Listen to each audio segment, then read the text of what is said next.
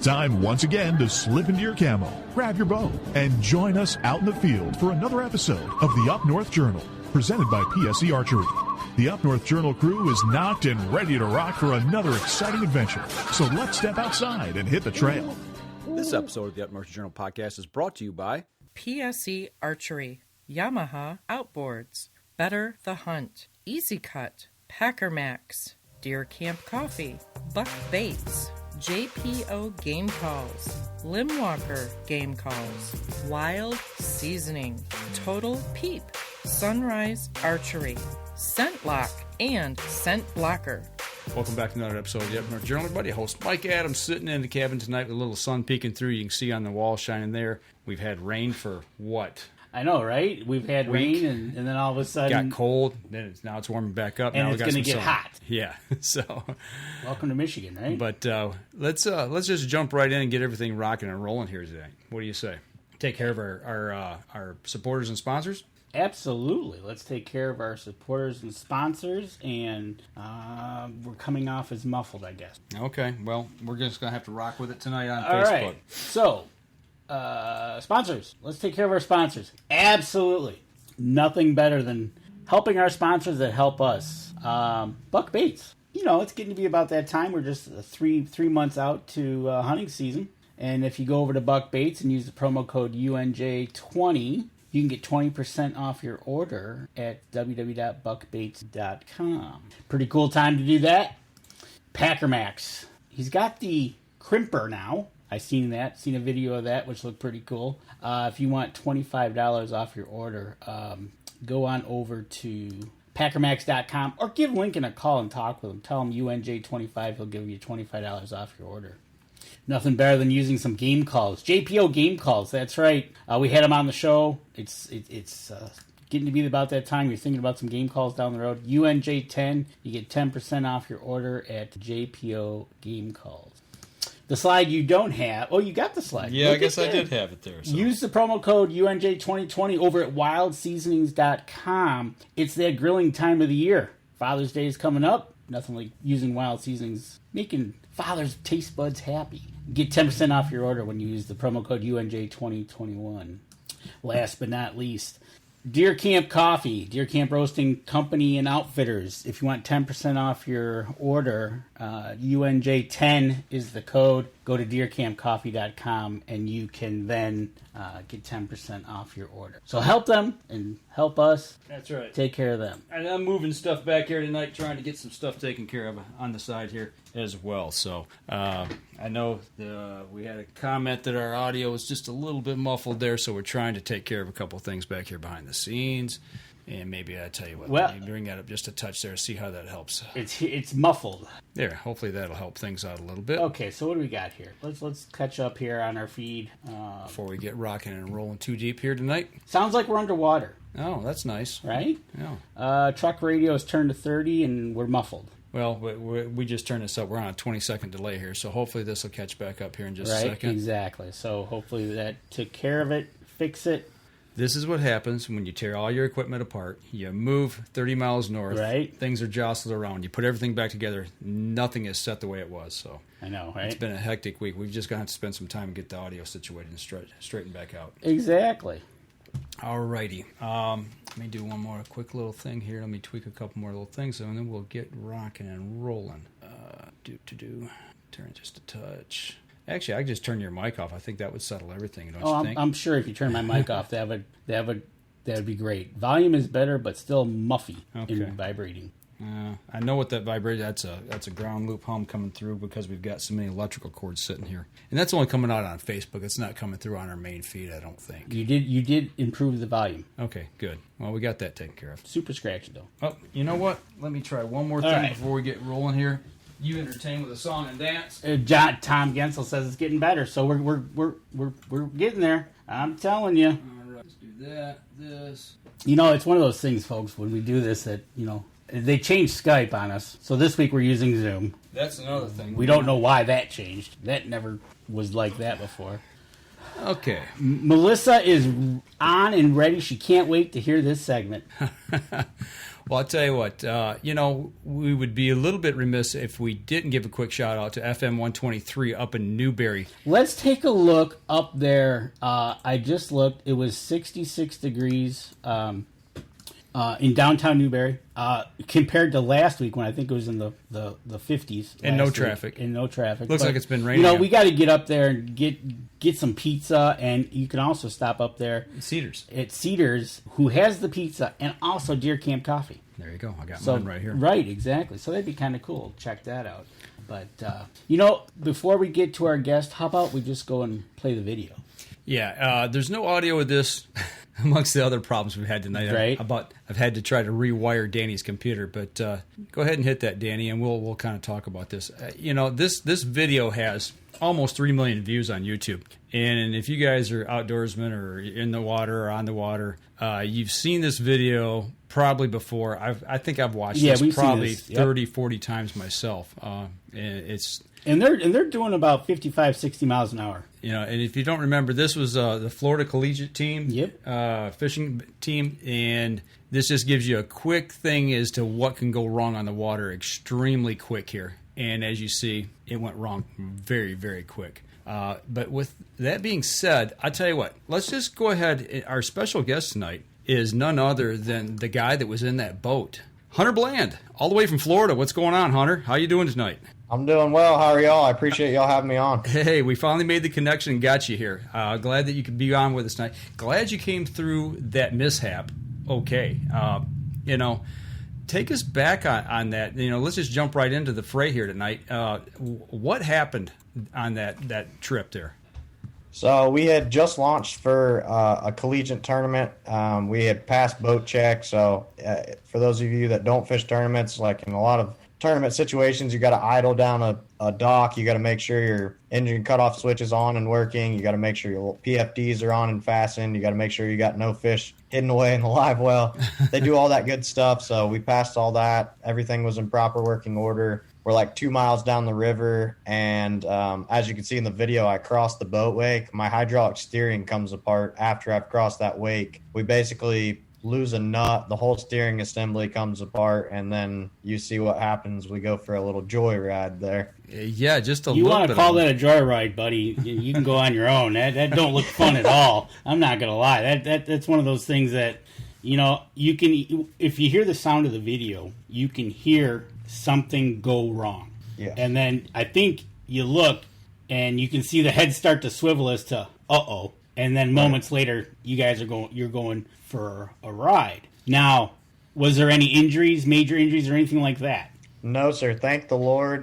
Me and my partner, Connor was in the passenger seat with me. Thank the Lord we walked away with just a few cuts, scratches, and bruises. I mean, that's pretty much the severity, other than pretty bad PTSD and, a rude awakening that, life's short and anything can happen on the water, and that's why I do what I do today. Right. The video now is just showing you guys climbing back in the boat. There's a boat pulling up to you guys. There was a boat actually that went by at one point. So obviously somebody saw what happened, and here it's coming back now in slow motion showing what happened. But they came back, turned around, checked on you, make sure you're just okay. And, when did you realize really what had happened? I mean, you were already in the water trying to get back to the boat at that point, realizing, wow, we just got tossed out. What happened? Pretty much. I mean, it didn't really click until I'm soaking wet, and me and Connor pretty much giving each other bear hugs saying, I'm glad you're alive, man. Like that's when it got real. That's when we're staring at each other going, what in the world just happened? We're soaking wet.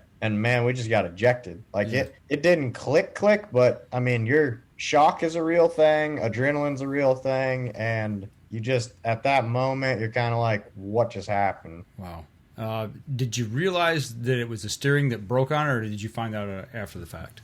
I actually didn't really find out until when all that stuff happens, you go, what just happened? I don't know what happened. Right. So I actually looked at Connor, said, are you all right? He said, yeah, are you all right? I said, yeah, man. I said, thank the Lord, but I think we're good. I think we just went for a swim. And so I sat down, and I was so out of it that I sat down, I hooked up my engine cutoff switch again, and I tried to crank the boat, and the boat cranked, and I turned the steering wheel left, and the boat went right. Wow. And I went, that's not good. So I turned around. Right. I turned around and looked, and I saw the entire steering assembly just hanging apart. The one bolt that goes to the bottom of the engine was the only thing left on from holding the whole steering assembly onto the engine. Wow.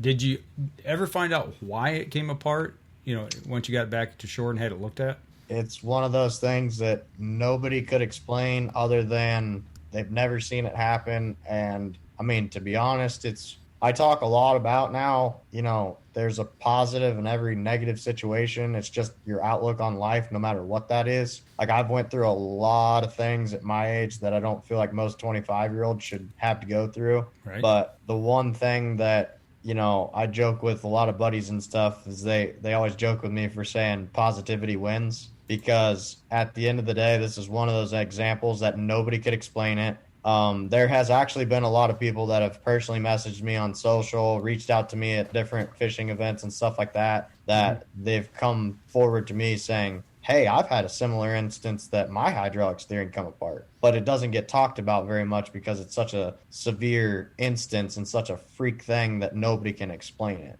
Okay. Well, it's one of those things that, it is freakish as it is, and how many one in whatever your odds are for that, and you sit there and you look back at that video, and I'm sure you've seen that video countless number of times and showed it countless number of times, but it's an amazing thing that you guys were able to get back up on that boat and just have, just that being safe, and that kill switch plus your PFDs alone really helped you guys out. That kill switch shutting that engine off, thank God didn't run you back over or anything like that.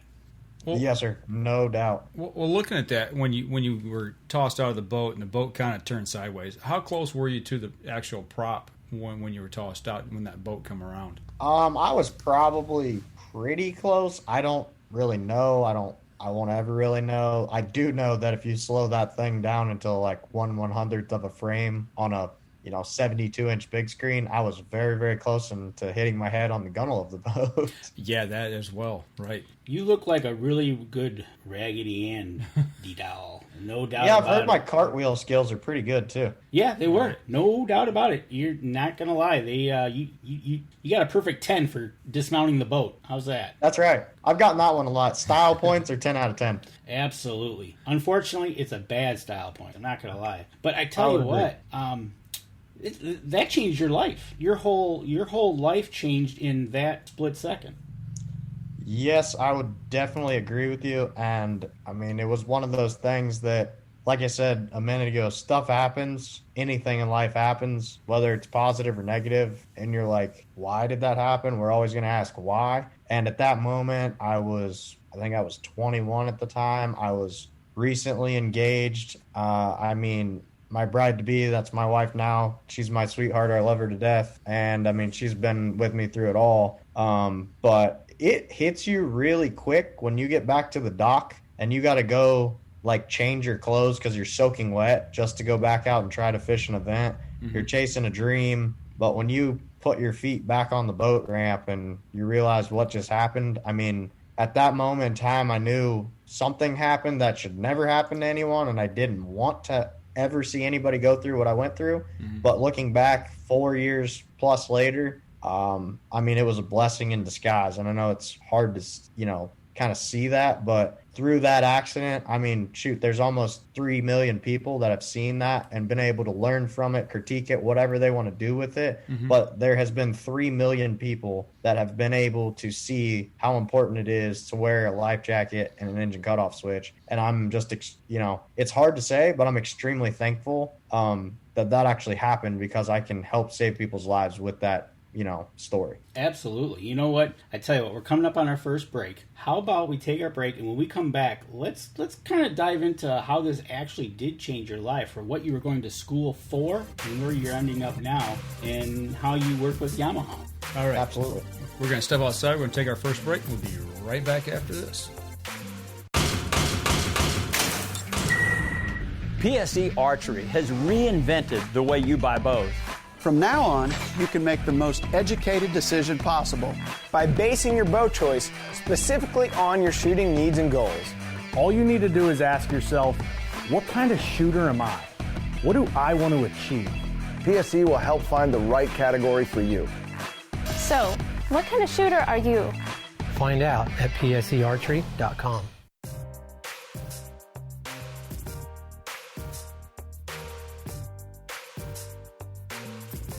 Welcome back. Second segment of the show. We're talking with Hunter Bland, all the way from down in Florida via Zoom. And I think after the start of the way we had things going before the show started, I think we're going to go with Zoom from now on. Right, exactly. And, you know, Hunter, thanks for switching over, man. I appreciate it. I don't know what happened at the beginning of trying to connect with you. So, but we got a question here before we get into it again. One of the questions that was asked, how old was that motor on that boat?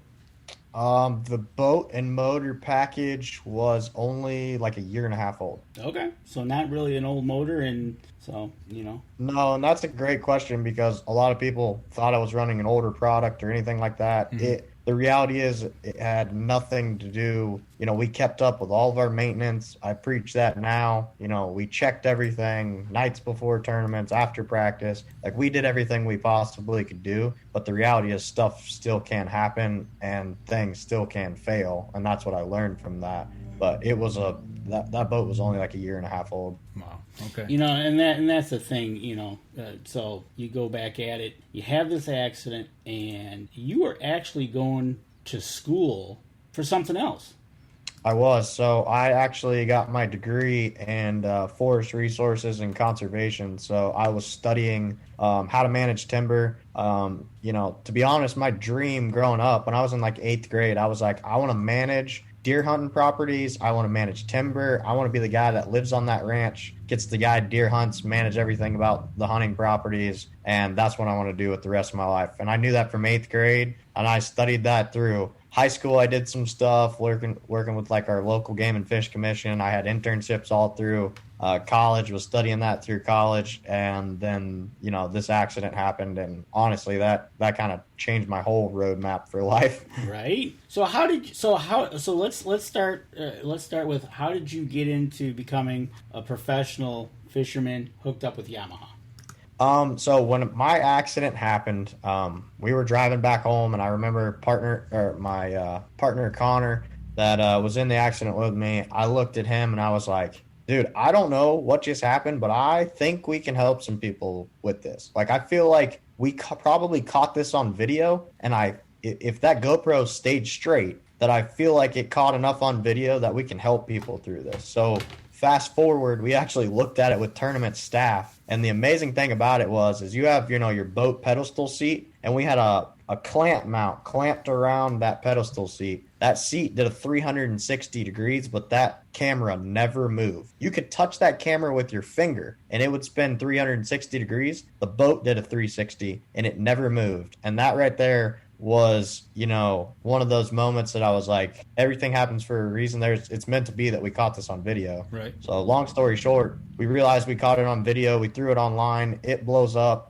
I had reached out to like the National Safe Boating Council, and I just sent him an email. I said, hey, I was this guy. If I can help in any way in the future, I just want to help somebody. I'm so shaken up. I don't know how to deal with these emotions, but I would like to help people if there's any outlets. Well, next thing you know, like, I'm still enrolled at UF, and it's my senior year, I believe. And so, like, when I would get out of my truck in the morning to go to class, anytime I was not in class, I was on the phone with the reporters, everybody. So next thing you know, one thing led to another.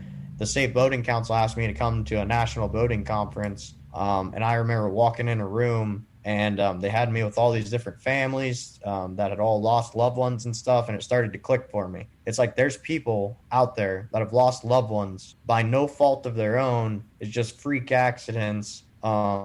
You know, or where somebody else wasn't operating a boat safely and it injured their loved one, and now they no longer have their loved one here. I sat in a room 3 months after going through this accident, hearing all these different stories of people impacted all over the country. And they asked me to get up and share. I had tons of people come up to me. The YouTube video was extremely fresh at the time. the National Safe Boating Council asked me to film a national PSA, and that went exceptionally well. And we actually utilized Yamaha products in the background. And I asked the Safe Boating Council if it was okay that I just wanted to let Yamaha know that we would be utilizing their product in these safe boating videos. And I got an email back that said, thanks so much for supporting boating safety. And then I got another email from David Ittner, who was the pro staff manager, and he asked if we could meet and what my thoughts were for the future, and he'd love to jump on a call. And I read that email and I went, whoa, this is getting real pretty quick.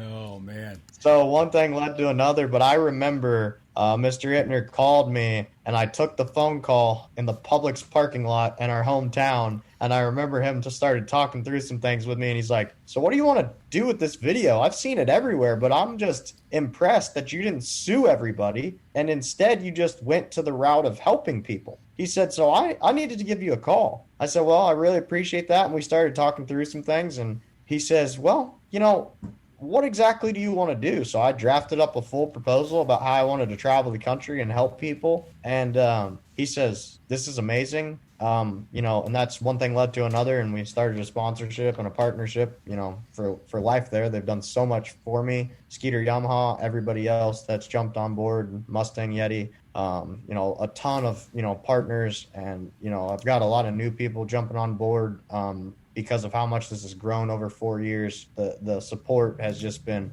unreal, because I did something that, was kind of out of the box. You got professional fishing, we're all in boats, but ever since I filmed that PSA and Mr. Ittner called me and I got to meet the Yamaha family and become part of the Yamaha family, I realized, that there are manufacturers out there that care so much about, that their product brings so much fun and joy to recreate on the water, but they also care about how safe you are out there. And that's why I support the people I support, because, at the end of the day, we all enjoy the water, but if we're not doing it safely, we're not going to enjoy it for long. So, it's just the reality that if we all practice being safe, we're going to have much more of a longevity out there on the water. Well, that's the number one, that goes with anything, whether you're hunting, fishing, cutting the lawn, weed whacking, safety. Number one thing is safety. At my job, safety. At Mike's job, safety. Well, that's what we're doing today. I was doing training for scissor and boom lifts. Safety. It was our 2-year reintroduction to, the basics. But that goes with anything, especially the outdoors.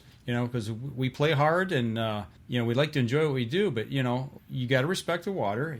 When you're bow hunting, you got to respect the height of the tree stand you're in, and you got to do the things right, or you don't live to tell about it, later on. So exactly. And you providing this with Yamaha backing, basically helping people out. And you talk to all ages, whether they're youngsters or they're seasoned boaters or everybody in between. You give a great message. Yes, sir. I appreciate that. And that's something, to be honest, I had some public speaking, classes and stuff in college, and I liked it. But I got out there sharing what I was passionate about. And I tell a lot of high school kids now, the old saying, if you love what you do, you'll never work a day in your life. When I get out there and I start talking boating safety, I truly enjoy what I do because I'm so passionate about it. And without boating safety, I wouldn't be here. Number one, without the people supporting me, I would not be able to share my story, my passion, my boating safety story. So, it takes a village in order for this to happen, and I couldn't do it without those people. But,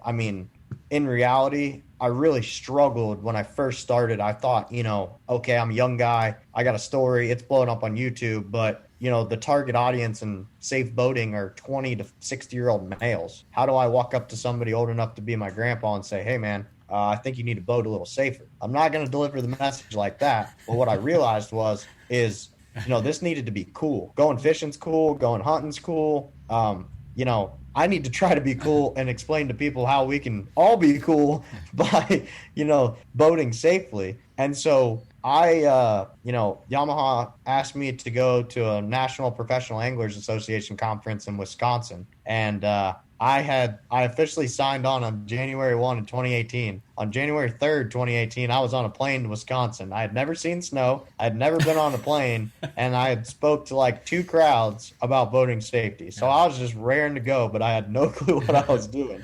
And were you a little nervous? I was nervous, but Mr. Hittner from Yamaha was right there, patted me on the back and said, your story is powerful, do what you do. And I remember getting up and they gave me like a Yamaha's breakout session at this event. And all of a sudden, there's a ton of people at this conference, but I had been to a couple breakout sessions and there was like 20, 30 people in there. Next thing you know, I see people standing in the back and I was like, man, people really want to hear like what happened. Like I need to, deliver this from the heart. And I'll never forget, it was really my first talk out of the gate. And there was a gentleman probably in his mid 40s in the second row. And I started talking about how it impacted me, how lucky I was to be alive, how I was recently engaged. And I watched his head drop and he put his hands in and he started crying. And it was one of those moments that I realized, the good Lord's called me to do this. And I really need to just continue to chase this. And no matter what it takes, I'm going to help people across the country. And,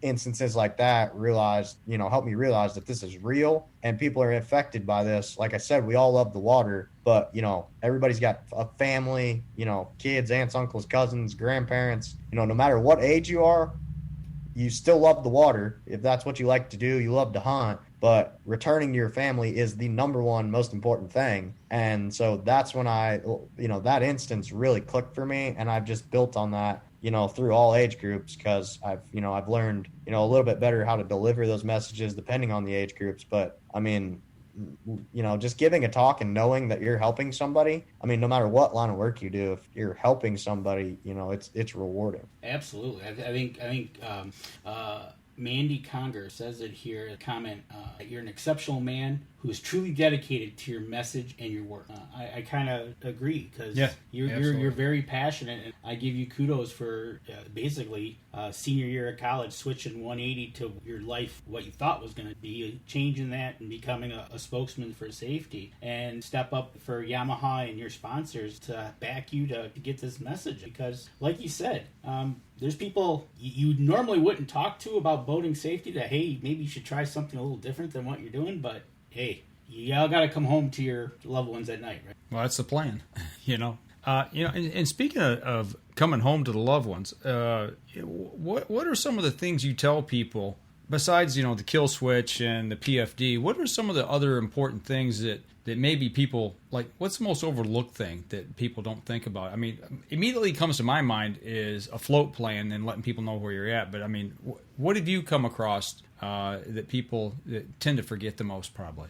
You stole the words right out of my mouth, but I appreciate everybody for the kind words, and thank you, Mandy, for the comment. But yeah, a float plan, I feel like is so overlooked because there's, since I've been doing this, there's been a lot of stuff that's happened and it's just heartbreaking. But what happens is, I just heard an instance the other day. Somebody was telling me at an event that they were on the lake. Helicopters started showing up. It turned into a full search party. They told everybody to get off the lake because they didn't even know whose truck they needed to start looking for and who they were actually looking for. So they had to clear 100 people out of the boat ramp to even figure out which truck was left. Wow. So, a float plan, there's companies started, like Angler Aid started making these boxes, and they have them in different kits now, and they have one that's like a pro kit, and I carry that with me everywhere I go because, it's got everything from fuel clamps to zip ties to super glue to a first aid kit built into it. It's stuff like that you get on the water and now traveling all over the country fishing. I kind of have a joke with my wife all the time because she always says, man, your truck's kind of dirty or it's messy. And I'm like, darling, I could solve the world out of my truck. So between my truck and my boat, like I try to have everything possibly covered. And, I keep everything in my boat. Whether somebody might stop an event that's a competitor, a recreational boater that might need to help, or I cut my finger. You never know what you're going to encounter. So stuff like a float plan, first aid kits, flares, anything like that. And, I even carry more PFDs than I need. At all times, I probably have, I'm joked about as the PFD guy, but at all times, I probably have 68 PFDs in my boat because I've had camera guys jump in. I've had, different people. You need to shuttle them to their boat at launch in the morning. And you don't get on my boat unless you have a PFD. So, it's just simple stuff. I've said for a while now since my accident, you can't predict the unexpected, but you can surely prepare for it. So that's what I try to do, and I try to teach people is think about all the things that possibly, those what ifs, prepare for those, and you'll be good to go when you get out on the water. So you hope for the best, but prepare for the worst. Absolutely. You know, the girl I'm dating right now, when we go out on the water, we do been doing a lot of kayaking this last year. And, you know, we'll talk, well, do we need to take this or do we need to take that? And I'm like, you know, whatever that thing is, I'll say, well, I'd rather have it, not need it, than need it, not have it, you know. I mean, if we've got room, I mean, you know, we put them in dry bags or whatever and stow them underneath in the bulkhead. You don't know. I mean, it's the craziest things, and you always hear these stories, these horrific stories where people encounter the unexpected, and you know, and if you don't have what you need, then all of a sudden you're left out to, you know, in the dry, and it can cost you your life, like you said. So absolutely, and even Tammy Duck said it. As you were saying it, I think she was typing it. Better to have it and not need it than to need it and not have it. Absolutely, right? absolutely. Absolutely. Well, I tell you what, we're bumping up here on a second break. We come back, we'll kind of we'll continue into the life of Hunter Blank. Yeah, well, you know, and I know you're passionate about some things, and Danny's kind of prepped me on a couple things you do, so I want to start picking your brain on a couple of those things as well. So we're going to step outside, and we'll be right back after this. PSE Archery has always dominated the speed category. Now, the most revolutionary cam system ever to hit the market has perfected the shooting experience. Introducing PSE's Evolve Cam System, featuring extremely high let-off capabilities and the smoothest draw cycle in history. No other cam system has ever delivered this level of total comfort and total control. Experience PSE. Experience performance. Welcome back. We're back again here with Hunter Bland, talking about boating safety. May was Boating Safety Month, was it not, Hunter? Yes, sir, it was. Okay, so, you know, even though this is 1st of June, you know, we're now just getting into the thick of it here in Michigan. You know, and... You know, ice went out last week. You what? Ice went out in Michigan last week. Well, in the UP? Oh, pretty much. Well, speaking of, you said you'd never seen snow when you came to Wisconsin in that January. Did the guys take you out ice fishing while you were there or no? I did not get to go ice fishing. Have you ever been? I have not. Come up here, plan a trip with us. We'll take you up north if you want to walk some ice. We took some guys from Alabama once, and they wouldn't step across the crack in the ice. They thought they were going to fall through. It was literally. I wish we would have had YouTube running at that time. Yeah, because it was a YouTube. And you should have seen their face when we actually lit a fire on the ice. We were sitting on 22 inches of ice, but and then they started driving cars out there. Actually, we slept on the ice in a big sleeper shanty. So if you want to come up for an experience, let us know. We'll bring you up for some good ice fishing. Hey, it sounds like a plan, but I promise you, I'm still wearing my PFD. I don't blame you. That's perfectly fine. Now, you know, you never. Ice is like regular water. Hey, it might look right. safe. Well, it gets to the end of the ice season here. They tell people to get off the water. People are still out there. We've seen everything from ice shanties to snowmobiles to four-wheelers to cars going through the ice. I mean, people, they push it to the very end. And I guess that goes along with the safety, you know, on the water. You know, even in the winter, you gotta think smart. So you know, with last month being Boater Safety Month, and obviously he does the stuff for Yamaha, and he's the national boating safety advocate. He's also a coach at the collegiate level. Okay, so what are we coaching for? Coaching bass fishing. Oh, okay. I thought we were going to talk football. Football season's coming up. I was going to give you a roll tide. You were just trying to get that roll tide in there. I knew what you were doing. Yeah. I'm kind of leading back to it. Okay, so tell us a little bit about. I mean, that's what you were doing when you had the accident. Was you were at Florida and you were fishing collegiately on the collegiate team, correct? I was. So yeah, about my freshman year, I came right in to UF fishing for their bass fishing team. My whole life, I grew up playing college baseball. I grew up playing baseball my whole life, and my dream was to play college baseball. But I actually blew my hamstring 2 or 3 times, and I just had to hang up the cleats. And I was like, I still got to compete. I still want to do it somehow, and I still got to do it at the collegiate level somehow because that was my dream. Mm-hmm. So then I just switched to bass fishing, and you know, I've had a rude awakening because it's hard to compete against some of these guys that, you know, been doing it as long as I played baseball, and I picked it up like, you know, about my senior year of high school. So I'd always fished, but I'd never, you know, fished competitively. So I started running around and, you know, fishing all the collegiate tournaments. And within like 6 months, I was the secretary. And within like a year and a half, I was the president. And I was the president for like 3 years. So I learned a lot about, you know, the industry, the logistics of running a club, everything like that. And, that, opened some doors. Recently I got a phone call and, was asked to be one of the coaches for the Florida Gateway College bass fishing team for their inaugural team. And I got 6 guys on there that are all great guys. And it's been a lot of fun. So I'm actually getting to coach with one of my great buddies, Ron Riles, and then I'm sure everybody knows Shaw Grigsby. So we're all 3 coaching together. So it's been a lot of fun to get to give back in that way. When do you get to spend any time at home? Sounds like you're a busy guy. Yeah, I got like 4 more things on my plate too. So, that's why I said my wife's a sweetheart, because to be honest, I don't know how she puts up with me. Because, like today, I drove like 5 hours today. I walked in the door with 3 minutes and then jumped on with you guys. So, she's going to have like dinner ready when I'm done. And she already had my Yeti cup full of water sitting here at my desk to jump on the live call. So that's what I'm saying. I'm really, really busy, but what everybody doesn't see is the stuff that goes on in the background. And without her, I wouldn't have my head on straight, I don't think. It's everybody we talk to, whether it's in the hunting industry or the fishing industry, anything to do with the outdoors, your family plays such an important role being supportive, because if they're not supporting what you're doing, then the work becomes just work, and it's just an ends to collecting a paycheck versus being able to really enjoy what you do. But when the family's on board and supportive, it makes all the difference in the world. So hats off to your wife. For sure. I appreciate that. My whole family's been super supportive, and my mom was a huge player in that, and I actually lost her 2 years ago to ovarian cancer. So when I wake up every morning and get dressed, she fought a battle in cancer for 4 years, and even when she was going through chemo, doing it 4 or 5 times a week, she'd walk by and ask me how great my day was going. She'd call me and stuff like that. And, she really taught me that no matter what happens, you work as hard as you can until it's over. And so, I live my life like that. Whether it's not about money, it's not about me. We believe it's about glorifying the good Lord. And, my family believes that and supports all of us. And, we work as hard as we can every day to just help other people. And, each day after that accident, I learned each day is a gift and a blessing. So you utilize it, you enjoy it, and you help others, because you don't know if tomorrow's coming. Absolutely. I don't want to get too deep into it, but I've been through so much in my life, and every day, you never know. I threw a thing up on Facebook here this week. It said, if you're taking, I don't remember exactly how it went, but basically, if there's things that you want to do and you're dreaming about it, don't wait. Do them now, because you never know, when that day is going to come. So everybody's, is given a certain amount of days here, and you got to make the most of it. And you've been given the opportunity to be able to share something that was tragic and hopefully save other people.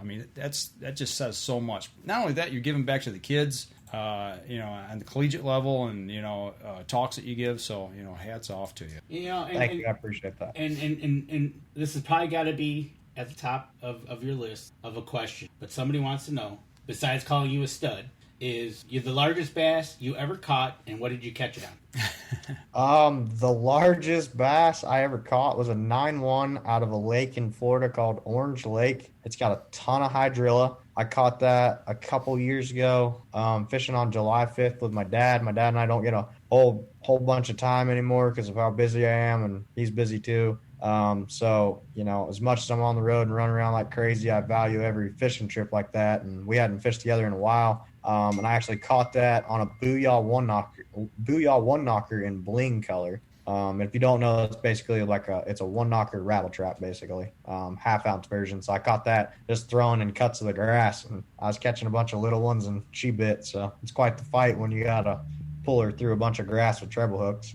Yeah, I bet. Yeah, now you mentioned treble hooks through grass. Yeah, that'll do it. In speaking of something big and like that, and remembering that, you've also the founder of Not Finished Fishing.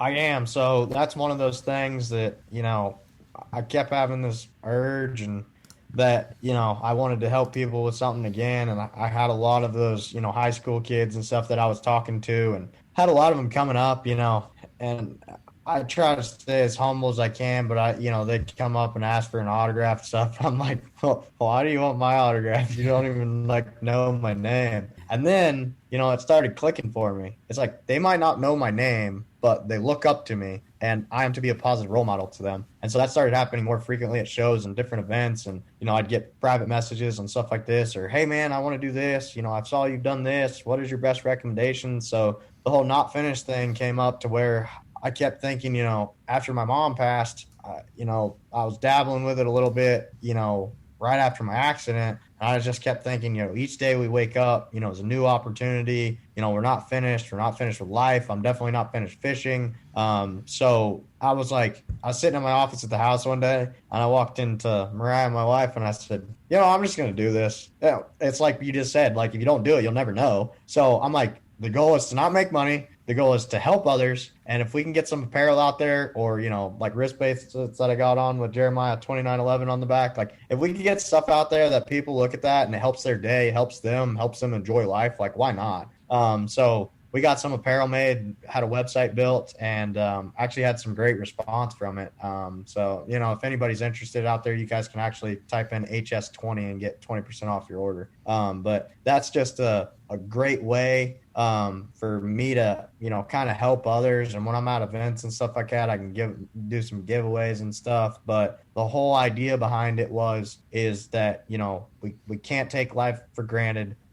We need to help others. We're definitely not finished with life, and we're not finished with fishing. So it's opened a lot of cool doors. I've had a lot of people, reach out, and, had tremendous amount of feedback that people are like, man, that's a play on words, but I wake up every day and just go to the lake and didn't think that, how precious this is. I'm just going through the motions. So it's just one of those things that, like I said, that, my mom, lived each day to the fullest. And I was like, I basically founded that company in her honor, and, a couple other people that have really, I got one kid that works for me at 44 Tackle, and has went through some, very hard medical times, has had brain cancer and stuff like that. And that kid, every time he walked up to me, he met me through all of this stuff, boating safety, all that stuff. And he walked up to me and it was just like, man, I follow all your stuff. Thanks for always, responding to my messages on Instagram. Nobody else responds to my messages. And I just told myself that, man, like, if it's 5 people that I can help, I'll help 5 people. If this grows to 5,000, I'll help 5,000. If it grows to 50,000, great. It's just turning into something bigger than I ever thought it would be.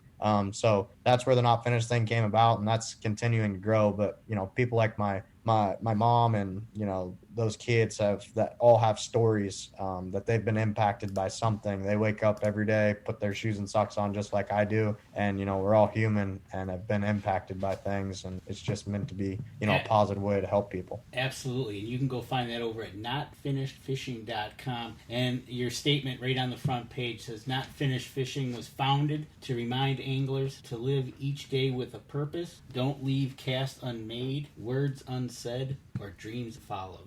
And I tell you what, that rings no truer. I tell you what. So, it's one of those things that you just got to do it. You said it, right? You just got to do it. And you go out, you told your wife, you're doing it, you did it. So people listening, get on over there to notfinishedfishing.com, check it out, do everything you can to help. Absolutely. You talk about, the accident and putting forth the message and everything. How many times have you been given a talk or something, and it relates to somebody, and it's not even about the being on the water or the boat? Maybe they're not even a fisherman. I mean, have you run across people like that where you've impacted somebody's life and it had nothing to do with the water, but the message just kind of touched them? Absolutely. And, that's a great point you made, because when I first started this, I didn't know where it was going to go. Mm-hmm. And to be honest, I thought I got 1 year to shine. I got 1 year to help people. I didn't know if it would last any more than a year. I didn't know how much I could talk about boating safety. But what you just said is actually what's kind of carried me in a sense, because I would give a talk on boating safety, and then somebody would be like, oh man, I hunt. I've almost fallen out of a tree stand. Well, next thing you know, we're talking about wearing our tree stand harnesses. Or it's been something way, way more deep that they have come up to me and they've said, you truly turned a negative into a positive, and this is how you've spent it? I'm looking at things completely wrong. Or I've had this happen in my life. How do you share positivity? Mm-hmm. So it started as boating safety, and it still is boating safety, but I never know who I'm going to impact just by telling my story. And I mean, there's been some amazing instances just being on the road. Like, real quick, I had a lady one time, I'm fishing all over the country as well in the opens, and I roll into a gas station. I had just finished a tournament, and I mean, you had to scroll like this on Bassmaster.com to find my name.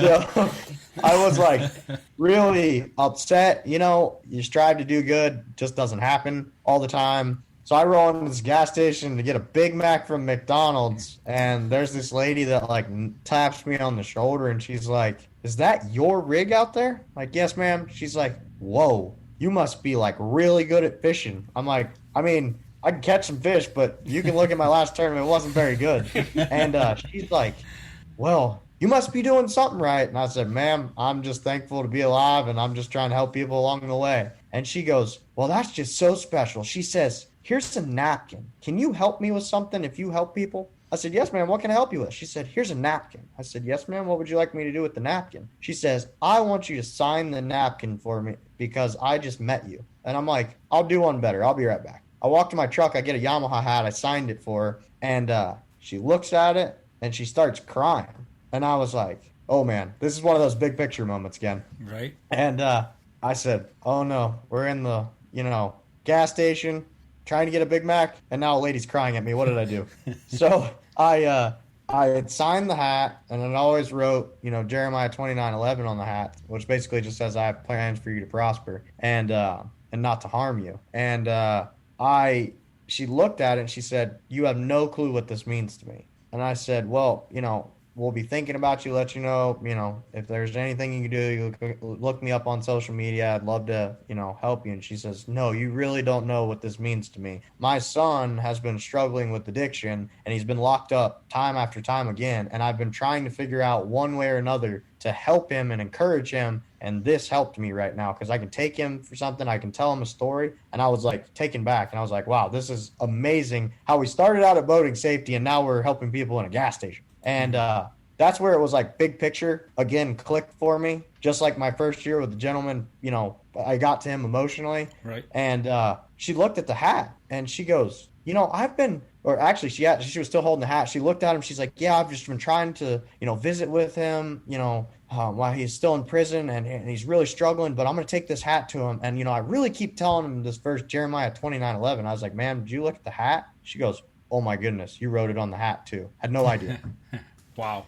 It was just one of those stories, and that's happened to me several times across the country, just different ways like that. I just share that one because it was one of those moments that I was just like, man, we started at boating safety, but, that's when I started really, talking more about positivity because I was just like, like I said, and I'll say it again, like each day is a gift, and we ought to live that way because we ain't promised tomorrow. Well, the basis is boating safe, but where that sprouts and goes from there can go anywhere. And you found that out multiple times. Gas station, you're starving for a Big Mac, and you come across this lady, and you made a great impression to her, and it just shows you that you never know, but the power of positive thinking. Absolutely. Absolutely. Well, I tell you what, we're bumping up here on our last break.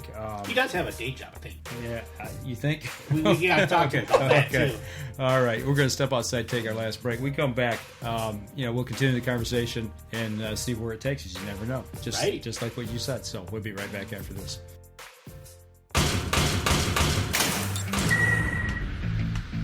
Acceleration is part of PSE's DNA. PSE pioneered the speed movement. Now they've developed the vapor category to help you find the most powerful bows on the market to fit you. High speed equates to intense power and building the momentum you need to be successful. Are you a vapor shooter? Find out at psearchery.com.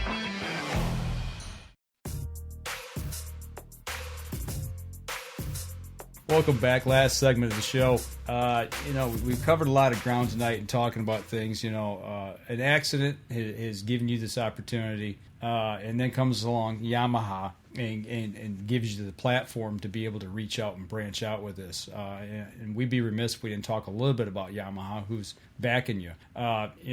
What we need to talk about some of the equipment you're running right now. What do you got going? What are you using on the water? Boat wise, motor wise, all that good stuff. I run a Skeeter FXR 20, powered by my 250 Yamaha SHO. I got that decked out with Humminbird electronics and Minn Kota Ultrex. I'm running Minn Kota Raptors this year, so that's been really cool. So, that gets me anywhere I need to go, always has my back, anything I need, never lets me down. Yamaha preaches maintenance matters. That's really all there is to it. Follow the owner's manual, get your regular scheduled oil change, and that thing is bulletproof. Talking about their motors, the maintenance and everything, obviously, like you said, you had done all the maintenance on the motor in the boat that you were in when the accident happened. But how important is it to stay up on top of that maintenance? I mean, not only does it help with the longevity of your product, it helps the performance of the product. But if you're staying up on that regular scheduled maintenance, that's also making sure that you're, hands on deck. And that contributes to boating safety. So, I have a Yamaha dealer do all my services myself. And, it's not that I don't want to learn how. It's more that I don't, necessarily I'm running around like crazy. And I know those guys are the best at what they do. They're trained Yamaha technicians that when I take that there, they're going to look over everything, run the computer. Everything's good to go. Get my oil changed. But just because I take it to a Yamaha dealer does not mean I don't have my hands on that boat at all times. Like, I have my boat in the shop at the house, and before I, leave, I got a checklist I'm running through to, look it over. Sometimes I'm just standing there putting some tackle in, and then I'll just walk around my engine, make sure that it's completely tight, make sure that I haven't loosened any steering bolts or anything like that. And, that's part of that maintenance. Part of that maintenance is on your own in between your regularly scheduled dealer maintenance.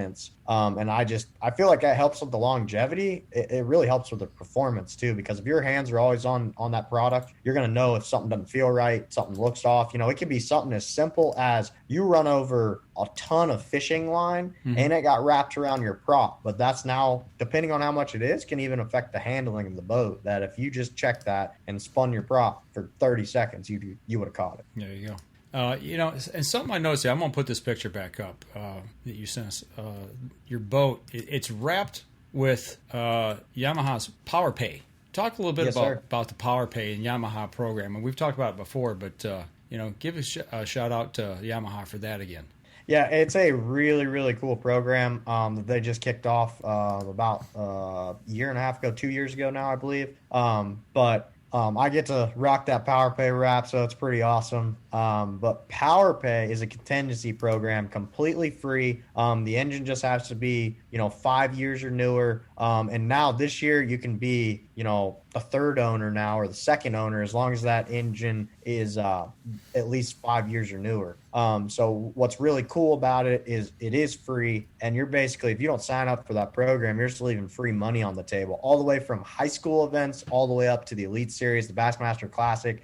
There's a lot of local trails that are affiliated with that, and that program is continuously expanding. But you can find all that information on YamahaPowerPay.com. But it's a really cool program. I even saw a college angler that qualified for Yamaha's Power Pay contingency in the Bassmaster College National Championship, and he won a ton of money because of that. And again, it was just because he was running that product. He didn't have to pay anything, but he was the highest finisher. So a lot of events, they pay the highest finisher that's registered for Yamaha Power Pay and the second highest finisher, depending on the events. Sometimes it would be the highest finisher, but it's a really, really cool program that, I encourage you guys to check it out, because especially if you're already running a Yamaha product that meets that criteria, and you can find the remaining criteria, like I said, online. But if you're already running that product, all you got to do is sign up, you're good to go. And now you can, those events that you're already competing in, now you sometimes got an extra $3,000 laying right there on the table that you've been missing out on. Well, so definitely take advantage of that. As you were talking, we have the YamahaPowerPlay.com website up, and it says to date they've paid out over $157,000. And if you're watching the screen scroll here, a 13th place got a couple $100, 6th place, 21st place got $250. So up to $3,000 I saw in there. Yeah, I saw $3,000 depending on, you don't have to be first place. That's the thing, Correct. So 10th place, $250. So it's free to join. Check it out. Go check out the website. See if, if you're going to be doing any tournaments. It's free to sign up. So why not? Like you said, don't leave money on the table, right? Absolutely, and it's really cool to me that that program allows all the way from a high school angler up until an older adult competing in anything. So it really encompasses all ages in that program, and that's really cool. And that's awesome. It just gives another shout out to Yamaha for doing what they're doing on the fishing side of things with Power Play. Question: Have you ever let someone else drive your boat and or your truck? I have not. There's been a few people that I let back my truck into the water, but it's very difficult just because, when you're in New York, 22 hours from home, it's not that you don't trust others. It's just that if something was to happen, I want it to be my fault. Like if I, hit a curb or something and pop my truck tire, I'd rather somebody else not have that guilt all day, because now I'm got to figure out how to get to fix 22 hours from home. Well, Mark Coleman, no, he's not going to let you drive his boat or his truck. That's where we're going with that Hey, but if you want to go for a spin and you see me out and about, I'll definitely drive you around and take you for a spin. There you go. There you go. That's awesome. We've talked about you're talking about boating safety. We've talked about pro fishing with Yamaha, skeeter boats, the foundation with Not Finished Fishing. We still haven't even talked about your marketing and pro staff job at 44 Tackle. Yes, sir. Yeah, I started working with those guys, and Chris, the owner, actually, brought me on board, but he actually fishes all the Bassmaster Opens with me as well. So it's really cool to get to work on the business with him and get to travel with him. We travel together and stuff, so it's a lot of fun. But it's holds a special place in my heart because they do a lot with the youth, take boating safety very seriously. I was kind of helping them on the side over the summer when kind of COVID happened. And I was doing all my stuff from Zoom like this because I couldn't give talks in front of, college kids or, bigger events that I was going to, making appearances. So everything was on Zoom. So I started helping Chris, and then now I've been helping him full time and even go to the office, 5 days a week. So it's been, I took on something else, but it was something else that, I'm very passionate about because I love the brand. And, what we are is we have an online retail store that's 44tackle.com, has pretty much everything fishing you can think about. And then we have a physical location in Inverness, Florida. So the cool thing about us is, we do free shipping on $35 or more, and we get it out pretty quick. You've seen a lot of other companies, it's very, very difficult, getting stuff out the door really quick, just relapse from COVID and stuff. But I mean, actually what's cool is the post office is practically in the same parking lot as us, because when an order comes in, it comes to all of our phones, we pick it, we ship it, we walk to the post office, and we're good to go. But if anybody's ever in any need of any tackle, you guys can reach out to me, shoot us an email, reach out to 44 Tackle on social. But if you guys are in need of anything, you guys can use HP22 and get a discount on anything you need there. But it's another one of those places that, I'm very passionate about because it allows me, we sell Mustang survival products there. Mustang's been a huge supporter of me. When somebody walks in the shop and asks the life jacket question, I just jump for joy because now I can explain to them in a retail setting. And that's one of those places, to be honest, that I was missing and I feel like there's so much education to be done, especially on PFDs or even boating safety. When you walk in and somebody's just shooting the bull talking about, the latest devil's horse they caught them on at the local lake, you can easily talk about boating safety, or they might be looking for a PFD. And now, all of us there at the shop can, help you get the right PFD. And ultimately we're giving back at boating safety. And like we've always said from day one, like if you're impacting one life and saving one life, it's all been worth it. So that for me, 44 Tackle is not only family, but it's a place that I can continue, to give back to young kids. I can give back to people of all ages, and again, share that love for and passion for boating safety and fishing. So I couldn't be, where I am today without those guys. And it's truly another thing that, I got my hands in all this stuff all over the place. But when I wake up in the morning, I'm like 1,400 emails, phones ringing off the hook, phones ringing at my desk. But I mean, when I clock out at, sometimes 10:30 at night, I'm happy to get up at, 6:30 in the morning the next day and do it all over again. You sent him 1,400 emails the other day? Yeah, right. Wow. Hey, if you don't know about me, I exaggerate a lot. So it's probably like, 40, and it turned into 1,400. And that was Chris Kingray over there at 44 Bait, right?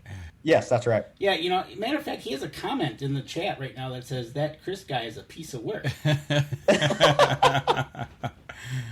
Hey, I tell you what, we got a few minutes left, and you mentioned something that got me to thinking, and being able to interact with customers about, tackle, PFD, whatever. I think we'd be a little remiss here if we didn't give you the opportunity, because honestly, I don't know. How does one go about sizing and fitting the proper PFD when they're on the water? I mean, how do you do that? What's the proper procedure for that? I mean, that's a great question. And honestly, we probably could do a whole hour segment on just selecting the right PFD. And I actually launched a safety series with Skeeter boats this year on, we're calling it Skeeter Safety. And you can find that on YouTube, for some additional references and resources. But the main thing is you want it to be U.S. Coast Guard approved. And when you open up pretty much every PFD, what would be the back portion of the PFD? So when you open it up, you're staring right at it.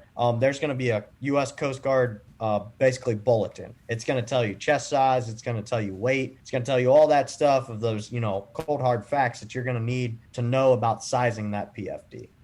But real quick, I'll dive in a little bit that you've got foam.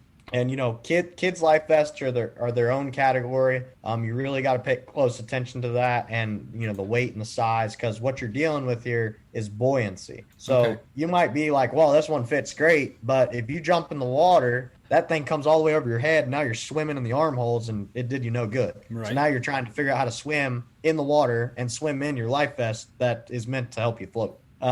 So you got inflatables, you got foam. Foam is great. It's the tried and true method. But there's a lot of new technology, just like Mustang has their Excel 100, which is foam. You got an Elite 28 and other inflatable models that actually have 1.5 times the amount of buoyancy than foam does. So what that does is if you become, where you find yourself in a survival situation, what happens is now you're trying to survive, and now you're floating in the water. We hope and pray this never happens. But if you got foam, you got 1.5 times less what you could have out there. Now, granted, this is something that you're requiring. It's an inflatable, so something's got to go off. But I can assure you, I've been to, Mustang's plant of how much testing really goes into those. It is very, very safe. And that's personally what I wear, is an inflatable. Just because if I find myself in a survival situation, I got 1.5 times the amount of buoyancy. It's going to roll me over and it's going to keep my head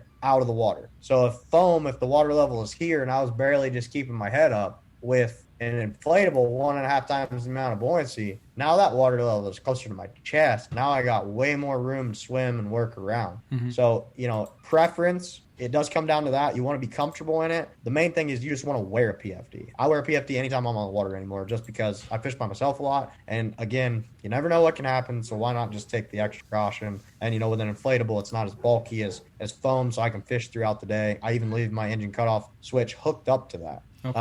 And never take it off. And when I store my PFDs, I keep my engine cutoff switch attached to it. So, it's selecting life jacket. Just pay attention to the U.S. Coast Guard ratings. And that's what I'm here for too. Reach out if you have any questions whatsoever. But that's what's cool about 44 Tackle too. We can give that real hands-on knowledge that we've all learned that you can't get everywhere. And that's really, something I'm working hard on, is that you can go anywhere in the country, but not all the time does the person, selling you the PFD even boat.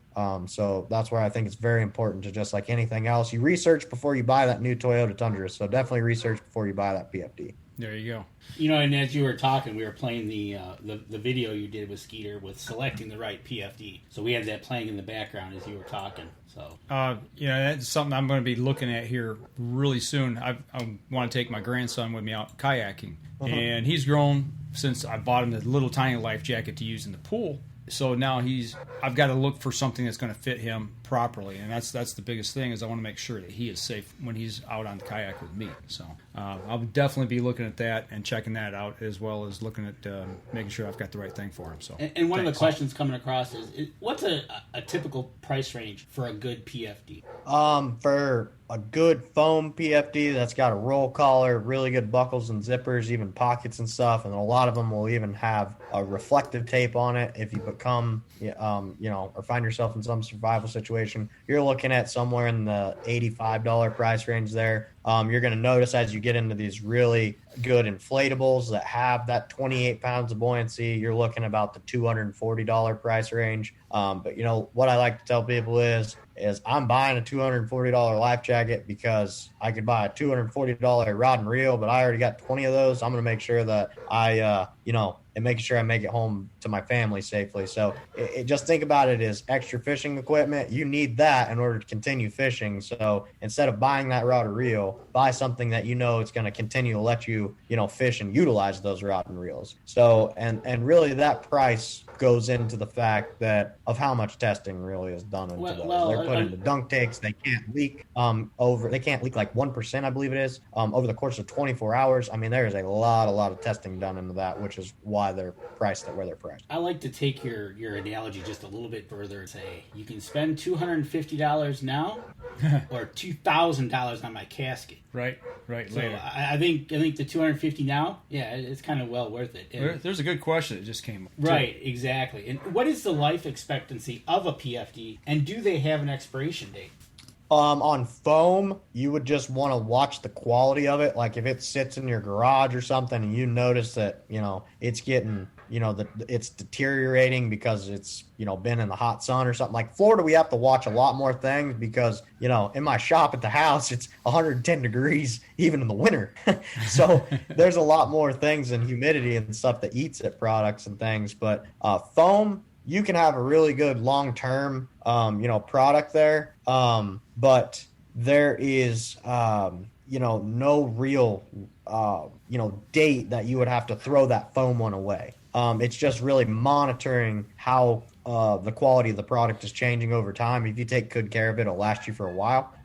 The inflatables are a little bit more complicated. Generally, you can utilize that if you never have to, if that inflatable never inflates, you should be good for like 3 or more years. You just, at every inflatable on the bottom, there's going to be a little light. And if it's green, you're good. If it's red, it's bad. You would need to replace that cartridge. Right. And in inflatables, you would have to buy a cartridge that turns that good to go. So really, those inflatable PFDs are really good long-term. You're just going to have to replace a cartridge, every 3 years or so, which, they're like $80. So $80 over the course of 3 years is pretty, not too bad in the long run. But those, if they went off one time, you put an inflatable cartridge in there and it goes off again, you just pack it up and put another one in. Right, exactly. So really, it's just checking your product. Like, I check the motor, the motor bolts on my show. I know they're tight, but I'm still going to check them because I run across the lake. It's also like checking your fishing, making sure it's good, right? Right. I mean, I check that knot to make sure I'm not going to break off on the 2-pounder I got, so right? Why not check my PFD? Because that 2-pounder that broke your line isn't as bad as the 9-pounder that you had up by the boat, but you lost them. That's right. So I tell you what, we're bumping up here at the end of the show. We'll hang on with you here after we do let the podcast portion play out here. But we want to thank you for just taking some time out of your evening, sitting with us and talking for an hour plus now, almost hour and a half. It's been a great show, a lot of great information. And, make sure you go over to Hunter's social media pages, give him a like, follow, share, and do the same for us as well. Share the show. There's some great information in here that could actually, change somebody's life and help save a life. So, and that's what we really wanted to get across tonight. So that'll do it for the podcast portion of the show tonight, folks. Y'all take care, and we'll be back again same time next week. This episode was brought to you by PSE Archery, Yamaha Outboards, Better the Hunt, Easy Cut, Packer Max, Deer Camp Coffee, Buck Baits, JPO Game Calls, Limwalker Game Calls, Wild Seasoning, Total Peep, Sunrise Archery, Scent Lock, and Scent Blocker. Thanks for listening, and join us again here next week. Until then, remember, as we always like to say, if you're out on the water or in the woods, shoot straight and be safe until next week on the Up North Journal.